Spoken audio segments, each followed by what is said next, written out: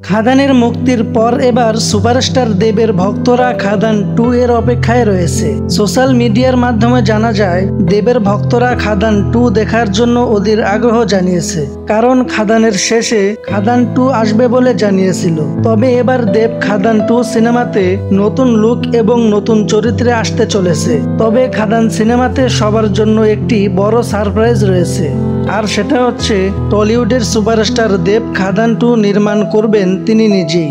আরও জানান খাদান 2 সিনেমাটি মুক্তি পাবে 2026 সালের বড়দিনে। এই লক্ষ্যেই তারা এগোচ্ছে। এই সিনেমার শুটিং নাকি অলরেডি শুরু হয়ে গেছে। তবে আরেকটা নতুন আপডেট জানাই, সেটি হচ্ছে রঘু ডাকাত সিনেমার শুটিং কিন্তু শেষ হয়ে গেছে। সিনেমাটি দেখার জন্য অপেক্ষায় থাকুন।